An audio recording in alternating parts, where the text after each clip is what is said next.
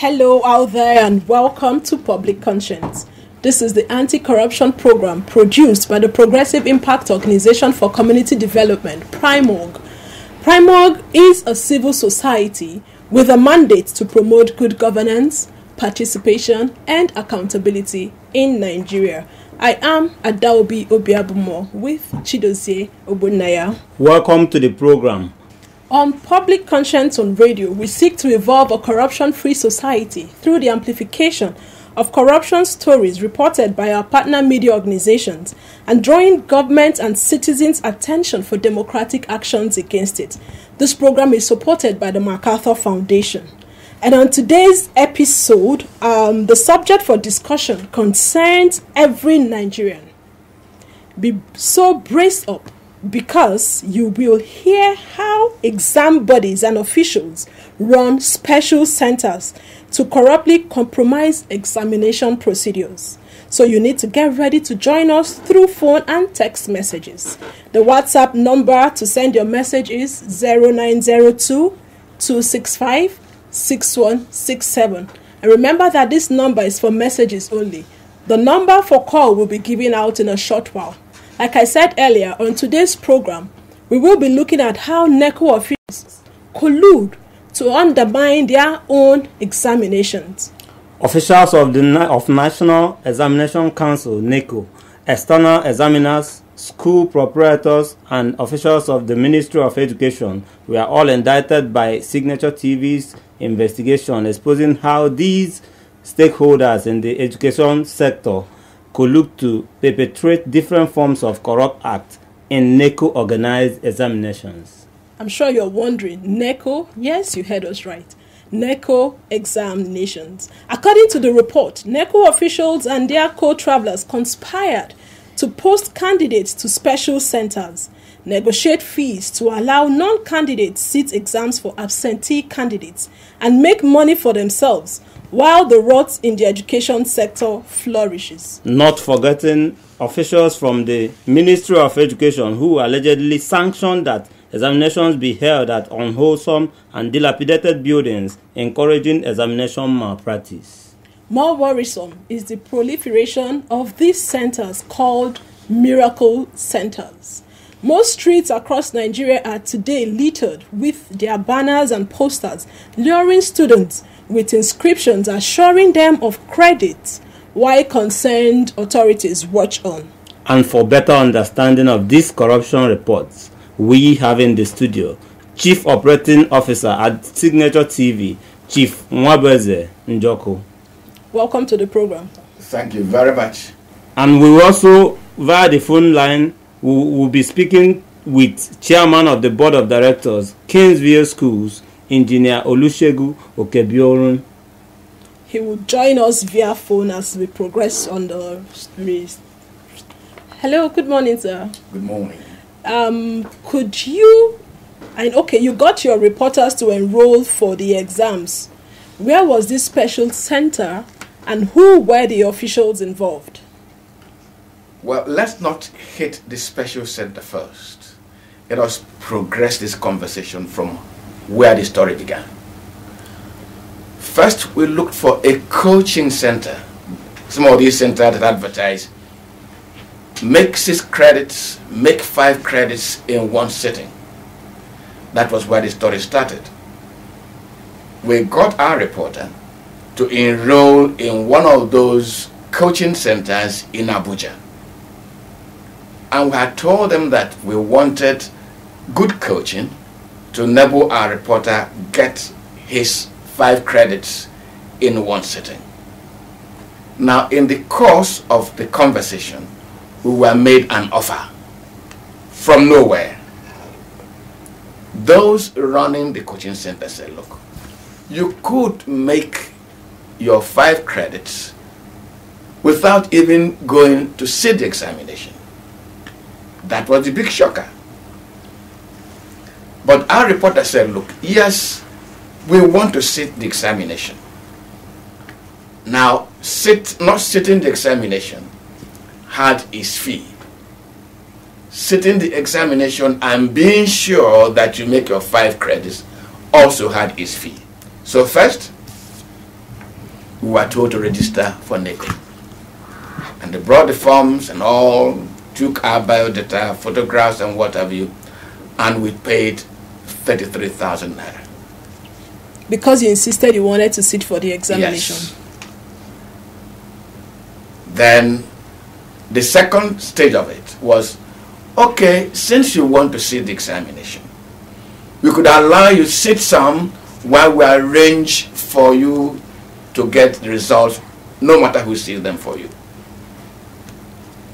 We insisted on sitting for the English language and mathematics.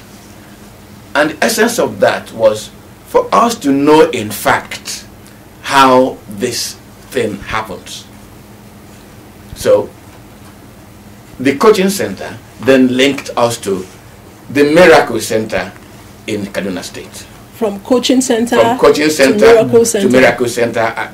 The owners of the coaching center made contact with the proprietor of the school in Kaduna. From our conversation, which was on tape with the proprietor of the school, it has been a running business, because he said to us, look, if not that you are coming through this man who always brings us candidates every year, we would not have accepted 33,000. In other words, there has been a progressing business between the coaching center and the Miracle Center. So we paid that 33,000 and we got registered. Now we were now to be made students of the school. So for our name to appear on the list of their students, we paid another 35,000. All these were transferred through bank accounts. Okay, so first you paid to the coaching center 33,000, yeah, then the school 35,000. So, if you allow me to continue this beautiful conversation, on the examination day, when we arrived, we started recording in our own way. We were told external examiners will come. NECO invigilator will be there. The money we charged you wasn't going to be enough, and we were not alone in this solicitation. So we paid extra 2,000, and each candidate paid that extra 2,000. And what's the extra 2,000 for? Welfare for the NECO and NECO official who was sitting in the hall, and the external examiners who were then persuaded not even to come to the examination center. So, the very interesting observation. Sorry to jump in. Yeah, kindly do. How did you people find out or come to the conclusion that NECO the examiners were persuaded not to come close? Thank you very much. When we got to the center, we discovered that every other candidate in that hall was sleeping. Sleeping? Sleeping. Just put their heads on the desk.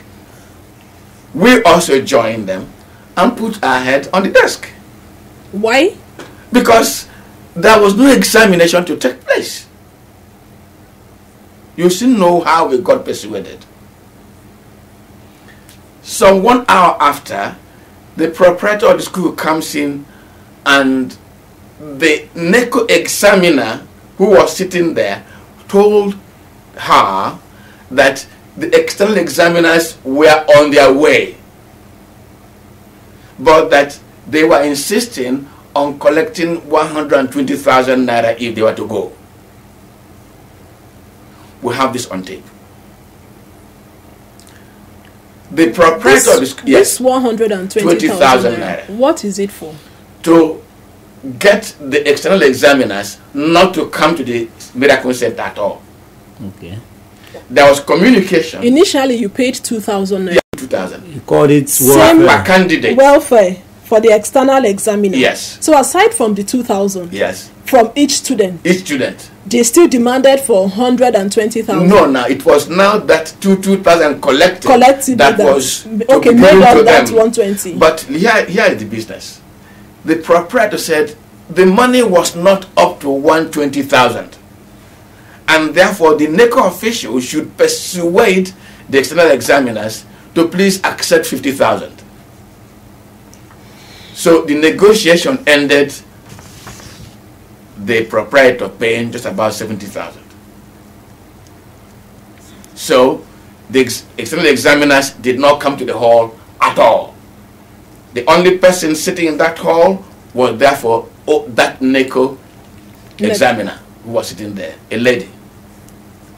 Now, after about 1 hour or thereabout, the principal or the proprietor comes in and says, yes, please get up, get your answer sheets, You can see why all of us were sleeping.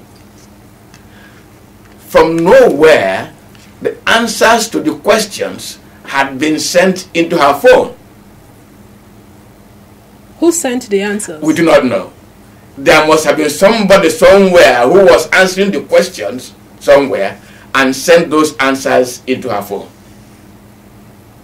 Now she says, get up. Who has a smartphone? We had a smartphone. So using Bluetooth, she transferred the answers to her phone. And also to the phone of other candidates who have smartphones. And do not forget that you are not allowed to take a phone into the examination hall. Now,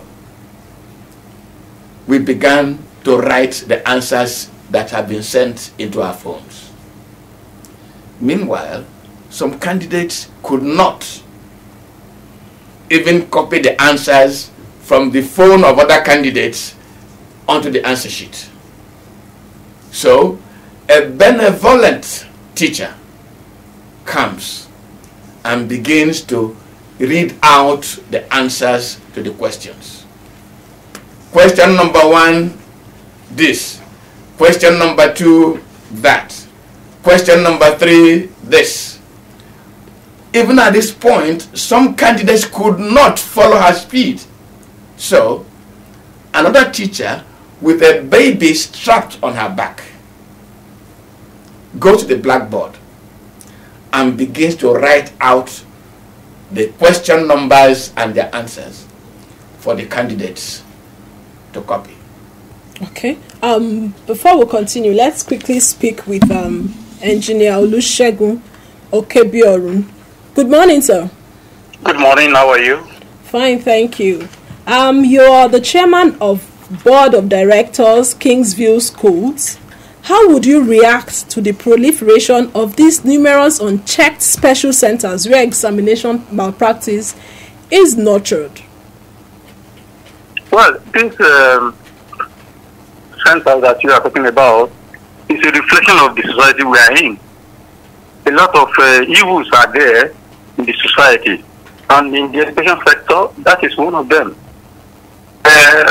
Magic centers, I've heard of it, but I never knew it's that horrible, as you are saying. And I think the problem with us is that we have enough laws in this country, we have enough rules and regulations, but when a crime is committed, nobody is arrested, nobody is tried, nobody is convicted, and then the crime thrives. That is what's happening in that sector now.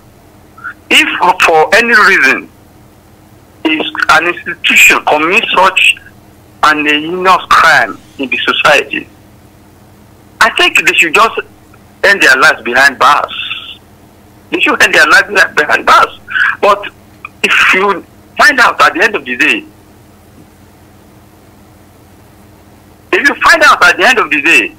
they keep moving about the streets, I think we really need to sit down and start at a point in time to look at our laws and see how we can enforce them. When you don't enforce the laws, the crime thrives, and that is what is happening. Have you been approached before for your facility to be used as special center before? Oh, no. Because, you see, the way you dress is the way people will address you. Anybody wants to come to our school will have asked what they do in that kind of a school. You know, you don't just go to school and start. You will have had the information that this is what they do there. We never had such in our school. In fact, the kind of exams, I mean, the way exams are set these days, I don't believe anybody should fail exam.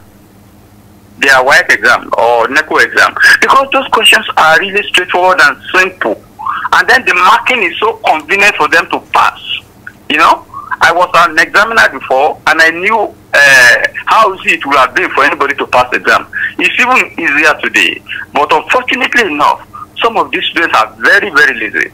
And their parents are collaborators.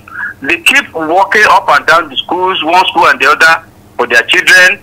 They will have paid for all these things you are talking about. So they are also partners in crime. Until we start arresting people, trying them, convicting them when they are found guilty, and then punishing them, this problem will continue to exist in the country. We've had so many HR consultants complain that some of the graduates are not employable. Could this be one of the reasons for that? Of course, that is one of the reasons. Most of these graduates today, they are not, they don't have much to offer. A number of them are really very good, but a lot of them have nothing to offer. Let me give you an instance. I wanted to employ somebody sometime, and she said she read mathematics. I was really impressed because, you know, mathematics, a woman, yeah, is a good one. I was impressed. I almost offered her the job, even without further examination. I just said, okay, let me just try. I just gave her a simple equation. S squared plus y squared minus 2sy is equal to 0. Can you factorize? He was just looking at me like a goat. She was looking at me like a goat. She couldn't, small equation, she couldn't factorize. Then I knew, I said, you are not good for this job. And that was how she lost the job. And so many of them are in the society like that. They will bring them to you to look for a job for them. Recently, somebody approached me in my home and said I should please assist a son. And that son read IT. Okay, I said, let me offer you a job in our IT department in the school. But when he came, he couldn't even operate a computer. Can you imagine? Somebody who had a BSc in IT, he couldn't operate a computer. He was, when he brought it to our laboratory, he was surprised. Somebody who read IT. You know, that was how he lost the job, because, you know, you cannot, in the private sector, you cannot employ anybody on the basis of ethnicity or compassion for anything. He has to be good to offer the job, to offer the necessities. Engineer Olusegun. Yeah. Okay, that means the person must have read theory instead of practical. But let's move on solutions. What is your advice to Nigerians who patronize these special centers and the government who are yet to take action against the ongoing corruption? Yes, I've just said it. Government should stand up to take actions on this crime. That is number one. Number two, anybody found guilty, tried and found guilty, should be committed and punished. I've said it. When you don't punish criminals, crime will continue to thrive. They should be punished. If you, like you say, a proprietor who was directly involved in such a thing, and you take him to the court and he is convicted, he goes to jail. Others in that shoe, they will stand firm. That is the only solution. That is the only solution. Just make sure that anybody who commits crime is apprehended, is tried, and if guilty, is committed. Thank you so much for your wonderful contribution. Very much. You just heard the voice of Engineer Olusegun Okebiorun, the chairman of Board of Directors, Kingsview Schools. And he shared an experience with us of the lady who read mathematics and couldn't solve simple factorization.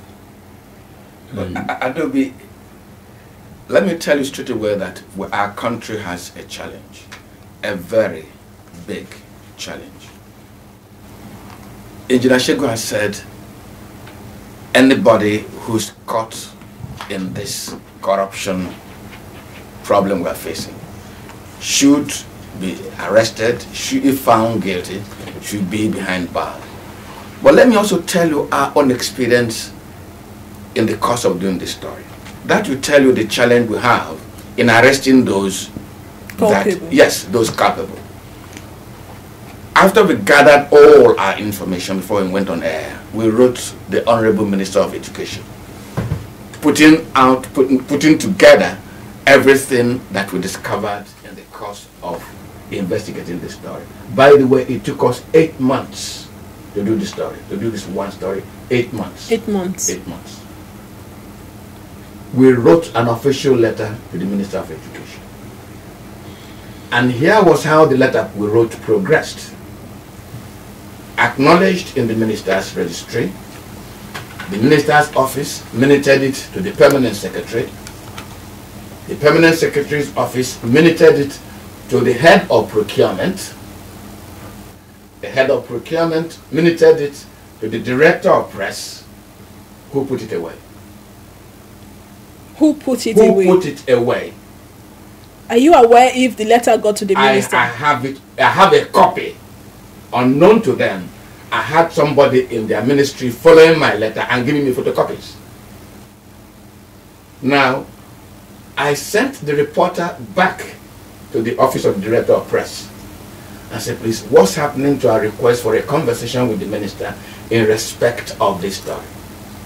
And a deputy director, I have on tape, said to us, why are you in a hurry to, I'm using her words, blow this story? Our reporter says, please, we have the next Sunday to air.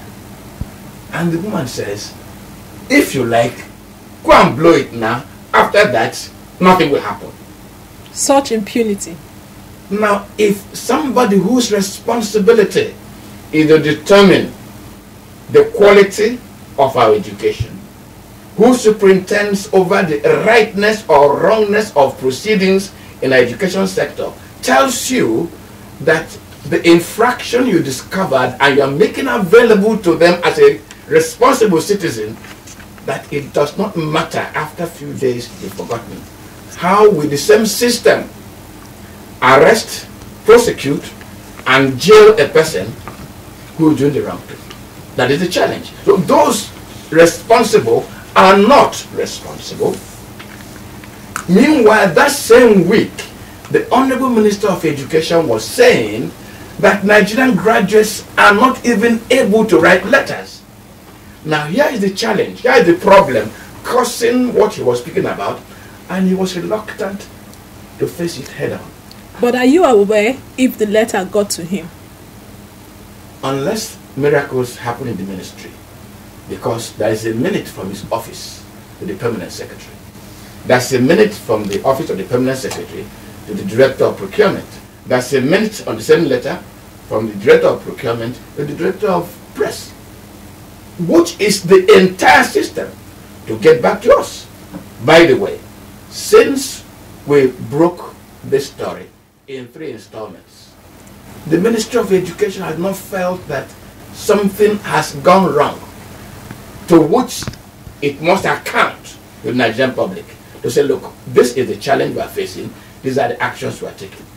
Okay, we'll get to that, but before then, let's quickly open the phone line so that the listener can join in the conversation. Remember to follow us on our social media platforms at Official Primorg. Once again, Primorg is spelled Primorg, and we are streaming live on Facebook at Official Primorg. And remember that this program is interactive through WhatsApp. The number again is 0902 265 6167. 0902 265 6167. Why do you think special centers are flourishing everywhere? We want you to share your experience with us if you have encountered special center. We want you to call and share your experience if you've ever experienced special center. Hello. Hello. Good morning, sir. Your name and where you're calling from? Good morning. Your name and where you're calling from? Yes, I'm Stephen calling from Jabi, Abuja. Let's hear you, Stephen.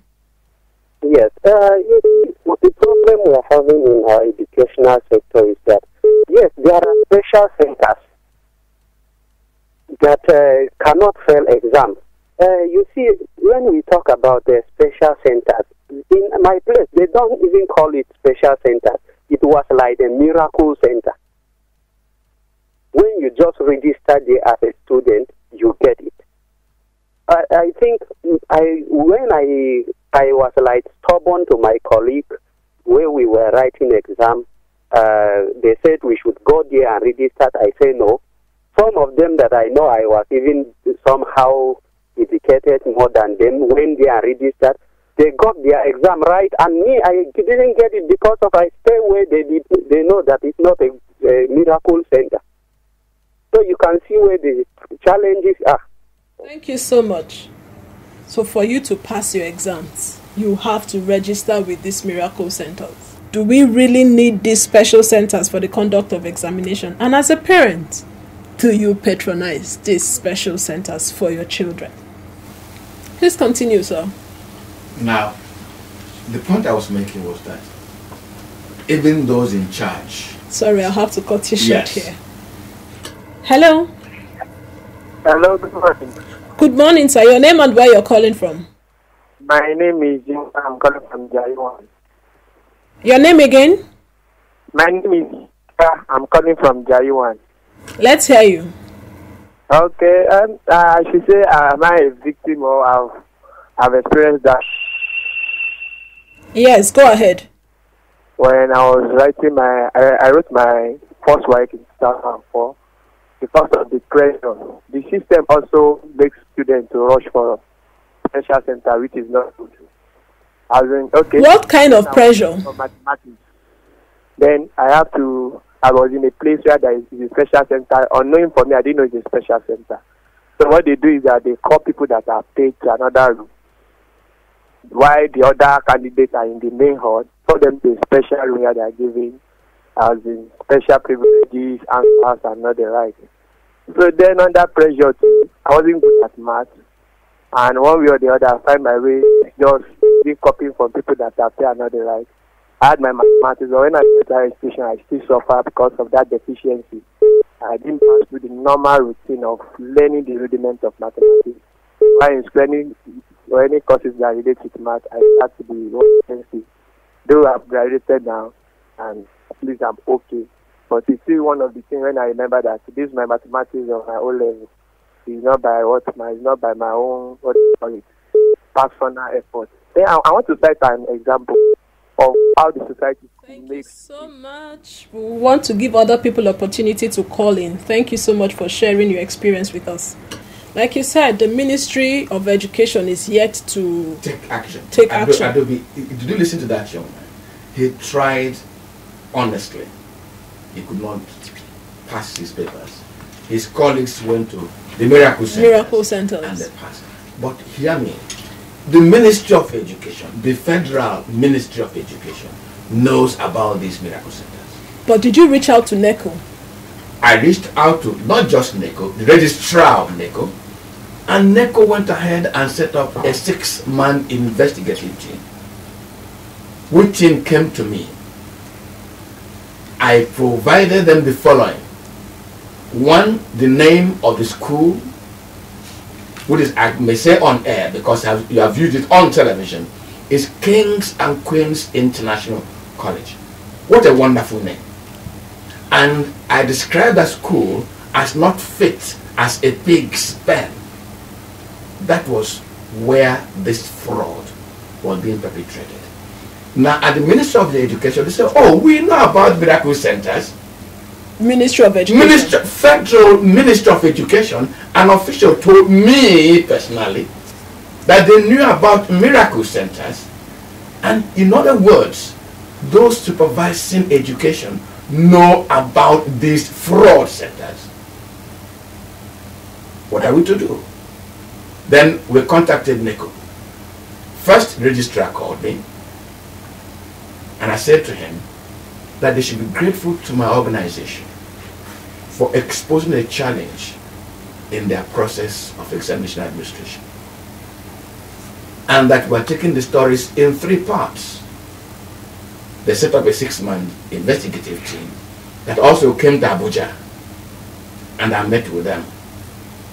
And I gave them the following: the account number into which we sent in the money, the name of the school, the video and still pictures of the NECO official who was sitting down supervising this fraud, video pictures of the answers being written on the board and the question from our phone, gave them our conversation with the Minister of Education official and our letter to the Honorable Minister of Education, because they said they needed them for their investigation to establish indeed that what we said was factual. You gave them enough evidence. Enough evidence.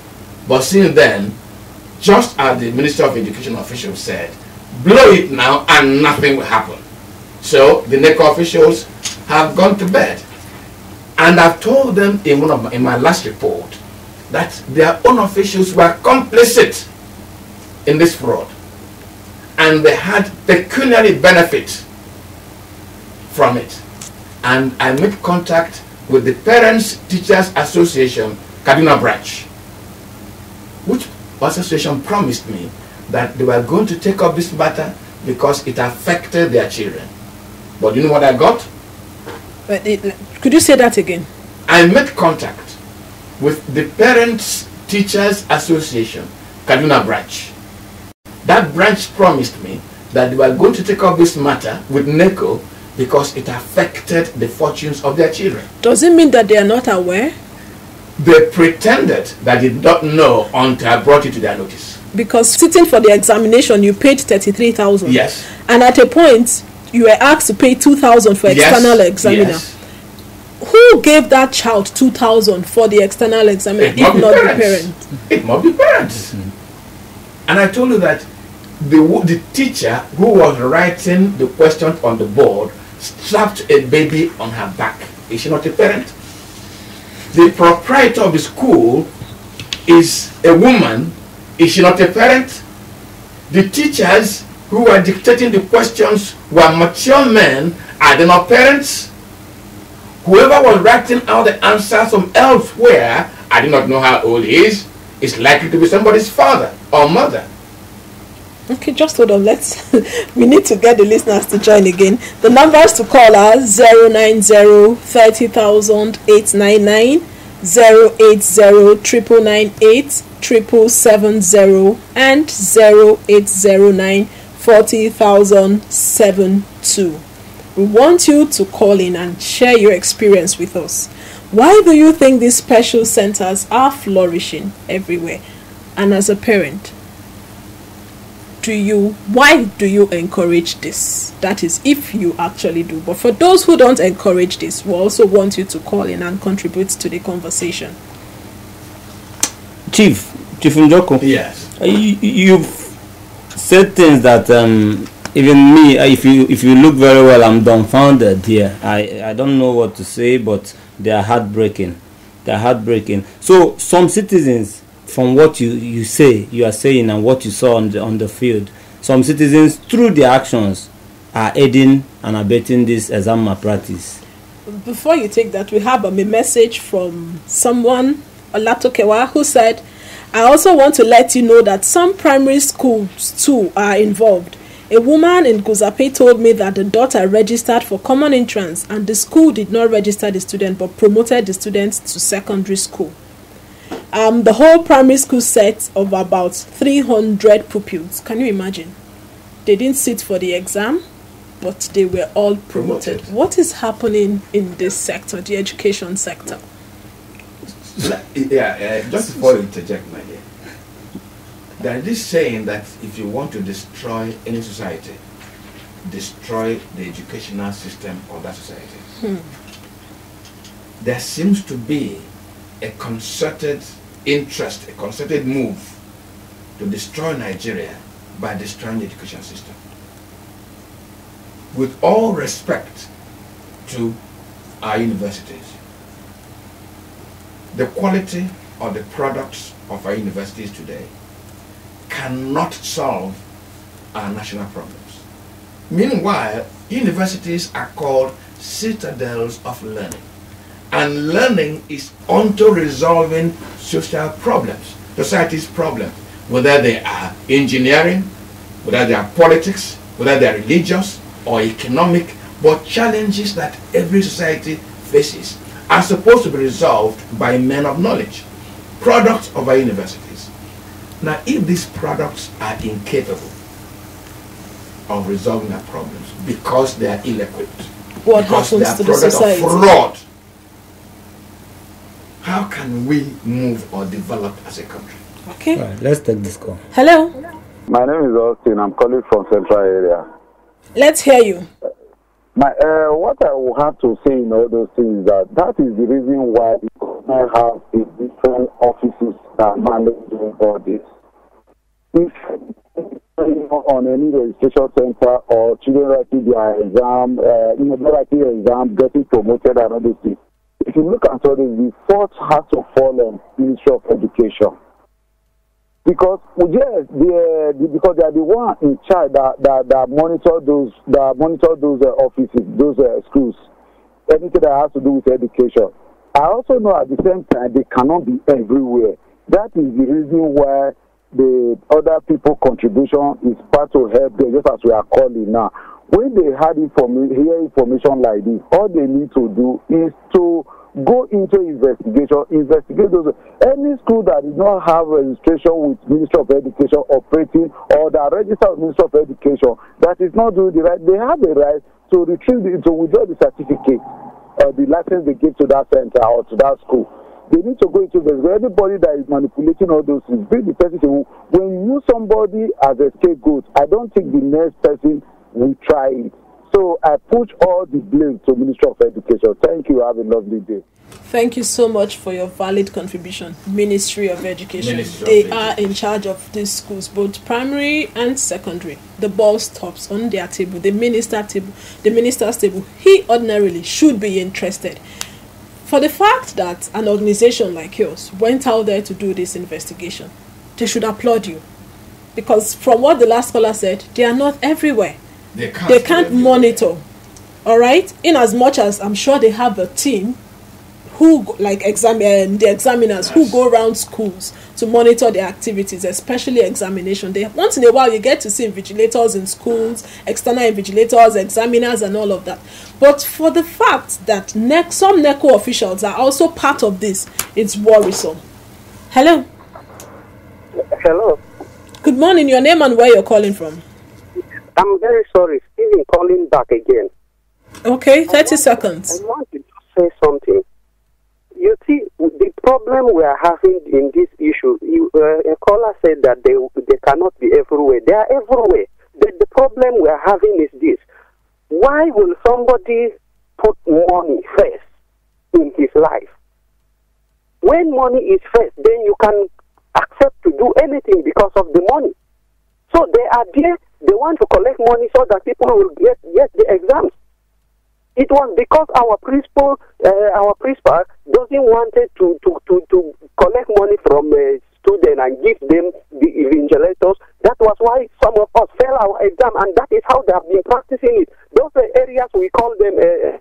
Thank you so much. But there's something that is obtainable before. I don't know if it's still obtainable. From the message we got from Olatokewa, yes. Students fail repeat classes.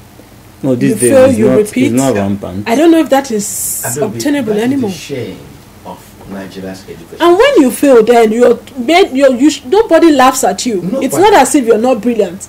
I have some of my classmates in secondary school who took the examinations 1 year after us. The reason was that in Form 1, all of people playing and nobody took, from the village, a raw village boy, you are taken to a boarding school, and you think you're still excited you play football, enjoy your life, and in that childish behavior, some of them failed exams. But the shock of it, that the following year, they will still remain fags in the school. made them sit up. And some of them left the university with first class. But today, a child goes to school and keeps moving from one class to the next one, to the next one, to the next one.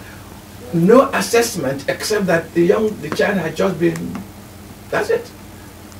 Now, Adobe, there's an area of this matter we need to address.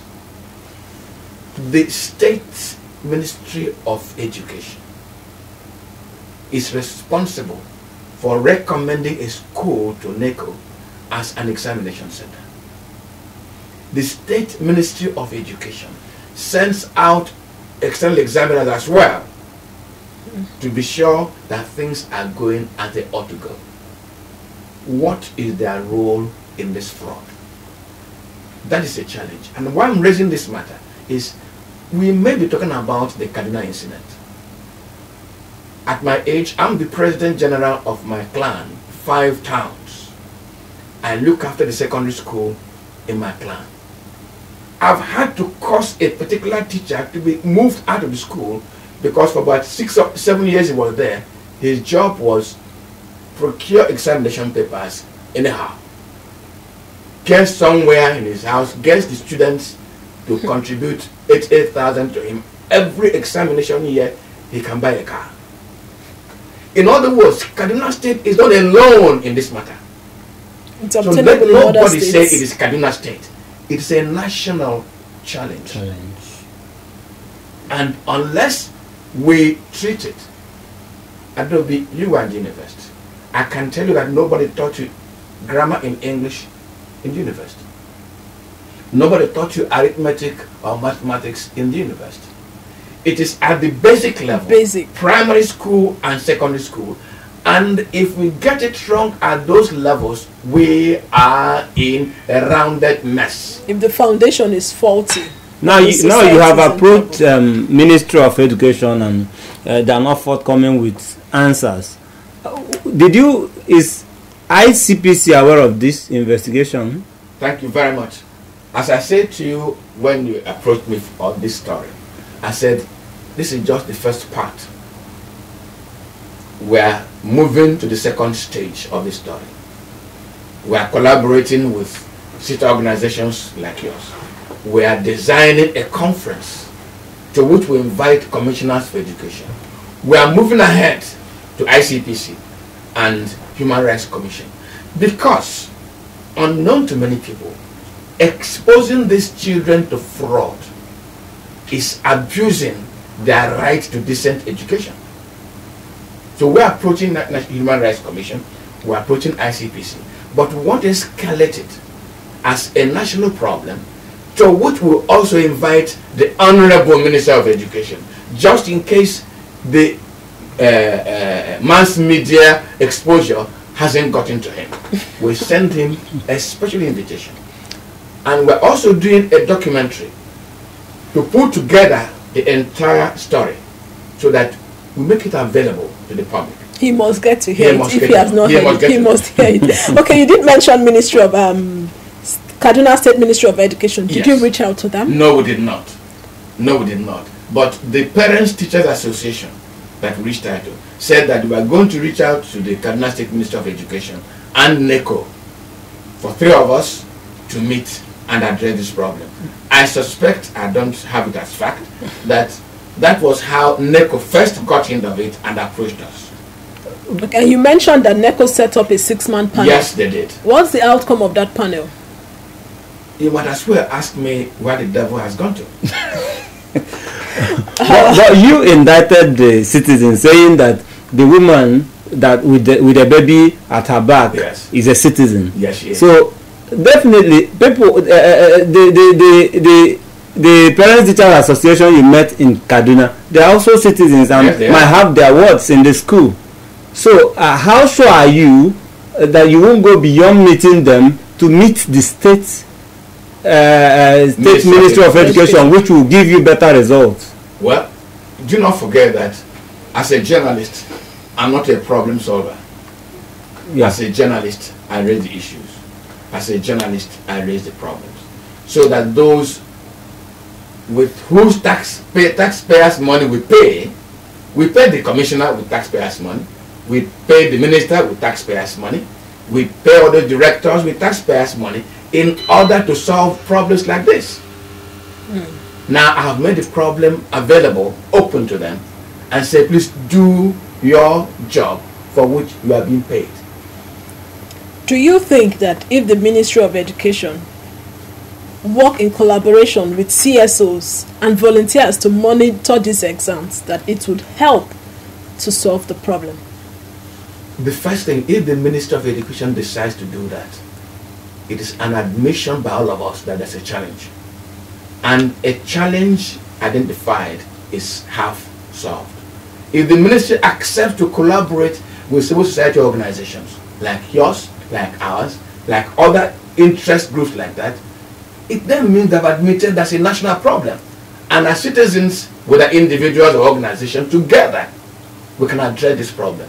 But parents must have a word.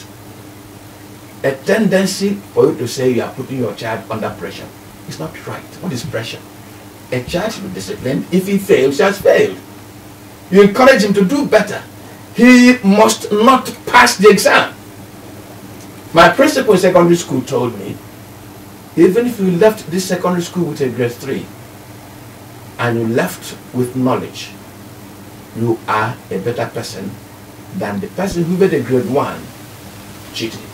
Once I used to have a friend who repeated class, and the person told me that after she had left secondary school, that she was very happy she repeated that class because it made her a better person and that she's more productive in the society. Do you understand? So repeating a class, it's nothing bad in it. It's just for you to sit up. That subject you didn't do well in, you have opportunity to do better next time. Study harder. Study harder, that is the word. What's your last take? What would you advise parents on this issue? Because they are part of the problem. Adobe, let me tell you that the performance of every child is a reflection of the family value.